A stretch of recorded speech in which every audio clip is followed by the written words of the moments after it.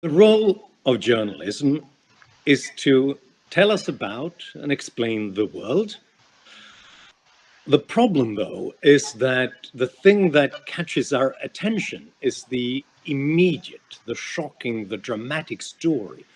So if we just, in this world of an excess of information, of anything that happens around the world could be instantly broadcasted to your attention, well, then we will seek out the most dramatic, shocking, and disturbing horrors that has happened since we last tuned in.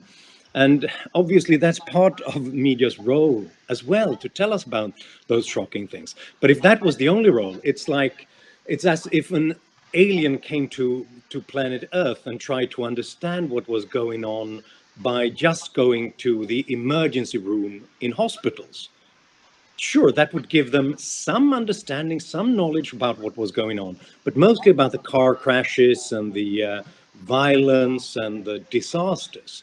If you have more of an ambition as a journalist, you have to explain the other things. You have to look at where the other journalists are not looking, and you have to put all that drama into a context about what the world is really like, not just the shock and the drama, but the everyday events and even the ones that actually improve the world. I think that journalists could help regain trust in media institutions and other institutions in society by simply doing good journalism. And that is, we have to enable and empower journalists to do good journalism, which means conduct ruthless criticism against those in power, going to where the silences are, enabling the disempowered in society to tell their own stories, and indeed to engage with their own media. And I think that's an important piece of regaining trust as well, is to make sure that journalists are in constant dialogue with the communities they're meant to serve. So constantly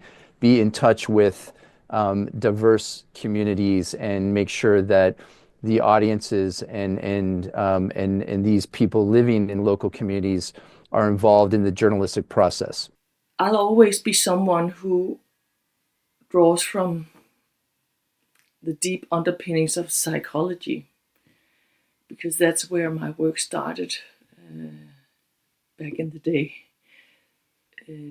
Taking methods from journalism and understanding the psychological processes in ourselves and in the things that we put out there in the world. And my thinking right currently is that we should work on our biases, our own biases, journalists' own biases, media newsrooms' own biases, journalism schools, curriculums, inherent biases in how we think we are portraying the world accurately. I would say that we portray the world according to how we think society should be, the rules and the values that we have. The concrete proposal is very broad, so perhaps not as concrete as we'd like it to be, but I think for journalists to do good journalism, we have to make sure that they have the necessary resources, they have the institutional support. So there are these structural prerequisites for good journalism. It's not just left up to individuals doing their own, relying on their own individual talents, but as a society, we need to create space for good journalism.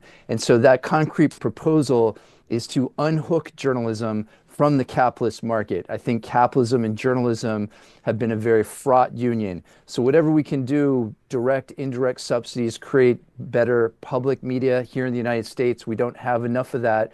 So certainly I'm constantly thinking about how can we publicly support and make public investments in the journalism that democracy requires. I think that legislation does play an important role, and there is a necessary place for it. But at the end of the day, I think we need not so much a negative policy program where we're trying to stop the bad stuff in our media, but we need a positive policy program where we're trying to create better media to make sure that there's more good stuff, more high quality information in our news and information systems.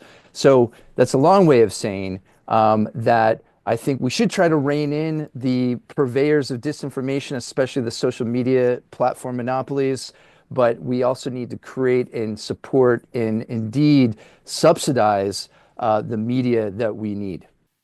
So I would suggest that we enhance our scope and understand about ourselves that we carry biases, even so-called, what we would say, good ones.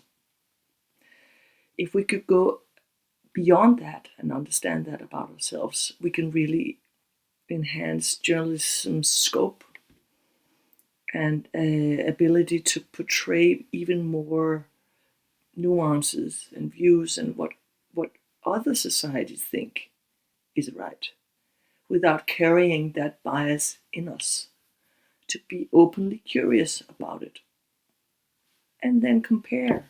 A reminder that we can't judge the state of the world just by reading headlines about the worst things that can happen, because many of the good things that happen consist either of nothing taking place and therefore no headline, or gradual changes that never result in a particular event that results in a headline.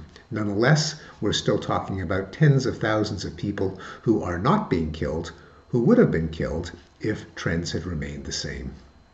There is a role for solutions, and we are a problem-solving species, and we've survived because we've looked very long and hard at problems, and that teaches us that we're interested in problems and we'll be on the lookout for them. But we're also solving problems, and we're doing that, and that's why people go to work in the morning most of the time, to try to come up with a better way of doing things today than they did yesterday. And that's definitely going on in research, in innovation, in technology, in engineering, in businesses, and all around the world. And I think that there's a role for those stories as well. There's human drama there as well. It's the individuals and the institutions and the communities that create solutions. I think that could make for good stories as well, especially when we're exhausted from all the bad news.